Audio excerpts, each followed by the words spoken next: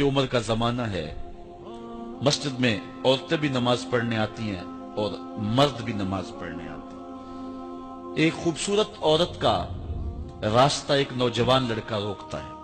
ایک دن اس نے دیکھا، ایک دن رک کے کہا تجھے مسئلہ کیا ہے؟ اس نے کہا کہ میں تیرا چاہنے والا ہوں۔ اس نے کہا کہ میری چاہت ڈیمانڈ جو کروں گی پوری کر دو گے؟ اس نے کہا آسمان سے تارے بھی توڑ لاؤں۔ اس نے کہا بس میری یہ خواہش ہے 40 دن حضرت عمر کے پیچھے نمازیں پڑھ لو، اس کے بعد 40ویں دن کی آخری نماز کے بعد یہاں میں منتظر ہوں گی تیری اور تیرا انتظار کروں۔ 40 دن نمازیں چلتی رہی۔ پھر عمر کا لہجہ اور من کے روگ نہ دھلے اور من میں نور نہ اترے۔ 40ویں دن کی آخری نماز کے بعد وہ گردن جھکا کے جا رہا تھا، لڑکی اسبِ وعدہ کھڑی تھی۔ کہا گزر رہے ہو؟ میں اسبِ وعدہ کھڑی ہوں۔ کہا کھڑی رہو۔ عمر نے دل کا تعلق رب سے جوڑ دیا ہے۔ آؤ اس قرآن سے تعلق جوڑو، یہ دلوں کے زنگ اتارتا ہے، روحوں کو نور دیتا ہے۔ اسلام کا جو بنیادی اخلاق ہے وہ حیا ہے، یہ بات ذہن میں رکھیں۔ ہر دین کی ایک پہچان ہے، حضور نے فرمایا اسلام کی بنیادی پہچان کیا ہے؟ حیا ہے۔ جب ہم نے اسلام کے دامن کو چھوڑ دیا ہے، یہ رسم حنا کے نام سے بدتمیزی یہ کس معاشرے سے ہم نے لی ہے؟ اور کیا بہوؤں بیٹیوں کا تماشا لگایا، اور نیم برہنہ بیٹیاں لوگوں کی شہوانی نگاہوں کے سامنے ہیں، اور باپ بھی کھڑا ہے اور بیٹا بھی کھڑا ہے۔ نہ باپ کی آنکھوں میں حیا ہے، نہ بیٹے کی نظروں میں حیا ہے، نہ بھائیوں میں غیرت ہے، اور کہتے ہو اللہ کی رحمتیں ہمارے اوپر نازل ہوں۔ یہ تو شکر کرو پتھر نہیں برستے محمد عربی کے قدموں کا صدقہ۔ اگر ان کی رحمت نہ ہو درمیان میں ابھی آگ لگ جائے دونوں جہاں میں۔ یہ تو ان کی رحمت ہے کہ پتھر نہیں برستے۔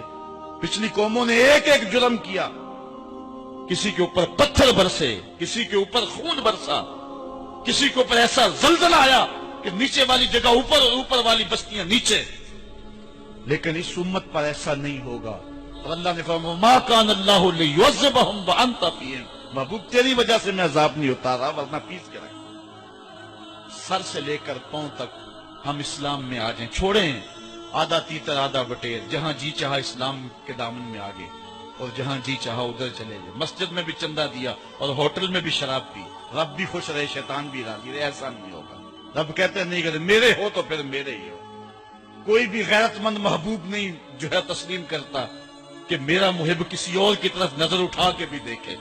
تو رب سب سے بڑا غیرت مند ہے، وہ نہیں چاہتا میرا ہو اور کسی اور کی طرف دیکھے۔ تم کون ہے؟ مغربی تہذیب لگتی کیا ہے تمہاری؟ اپنی ملت کا قیاس اقوام مغرب سے نہ کر، خاص ہے ترکیب میں تجھے قوم رسول آج۔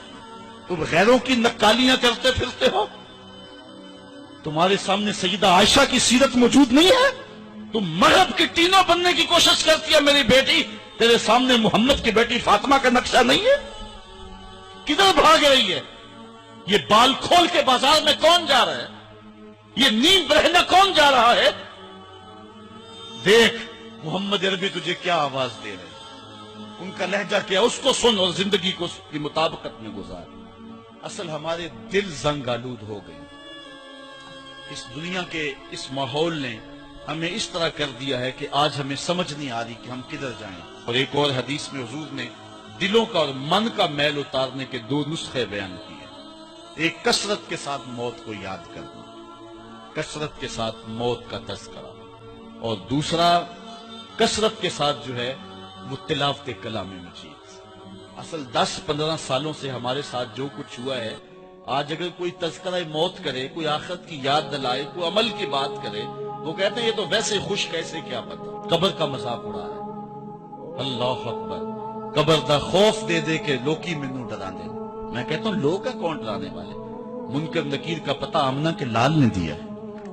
فَلْيَضْحَكُوا قَلِيلًا وَلْيَبْكُوا كَثِيرًا، تمہارا رب کہتا ہے تھوڑے ہنسا کرو زیادہ رویا کرو۔ رونا دل کا میل اتارتا ہے، باتوں کے اجاڑ پن کو دور کرتا ہے، من میں خشیت الہی کے پھول کھلاتا ہے۔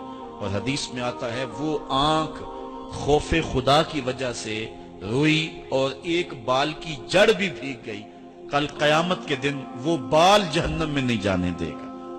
عرض کرے گا مالک یا اسے جنت دے دے یا مجھے نکال لے، تو رب بال تو نہیں نکالے گا، اللہ تعالیٰ اس شخص کو جنت عطا فرمائے۔ لا خیر فی عین لا تبکی من خشیت اللہ، امام ابو نعیم نے لکھا حلیہ میں، اس آنکھ میں بھلائی کوئی نہیں ہے جو خوف خدا میں روتی نہیں۔ رونے کا مزاج بناؤ، طبیعت کے اندر نرمی پیدا کرو۔ اگر طبیعت سخت ہے، بعض لوگ تباً سخت ہوتے ہیں، تو روزانہ شام کے وقت قبرستان میں جا کر کے کچھ وقت گزار کے آیا کرو۔ اپنی طبع میں نرمی پیدا کرو، طبیعت میں سادگی پیدا کرو، اپنے زندگی کے معاملات کو زیادہ نہ پھیلاؤ کہ جو حساب دینا مشکل ہو جائے۔ مجھے اپنے والد گرامی کی ایک بات یاد آئی، آپ فرمایا کرتے تھے جس شخص سے پیار ہو جائے نا، اس کی آخرت کے لیے سوچا کرو کہ اس کی آخرت ٹھیک ہو جائے، اس کے لیے محنت کرو، کوشش کرو، جو تم کر سکتے ہو کہ اس کی آخرت ٹھیک ہو جائے۔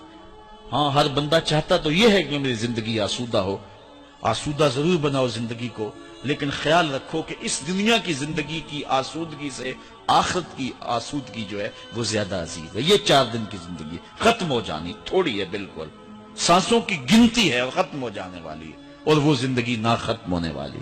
اس لیے خندق کھودتے صحابہ پر جب حضور کو پیار آیا تو دعا کیا دی، اے اللہ میرے انصار کو بھی بخش دے، میرے مہاجروں کو بھی بخش دے، کیونکہ زندگی تو آخرت کی زندگی ہے۔ ان کی آخرت کی زندگی کے لیے خاص طور پہ دعا مانگی۔ اس لیے اپنی آخرت کی زندگی کے بارے ترجیحاً ہم سوچیں اور اپنی زندگی کو بہتری کی طرف لے جائیں۔ 5 گانا نماز شعار زندگی بنا لیں۔ زندگی جاتی ہے تو جائے لیکن نماز نہ جانے پائے۔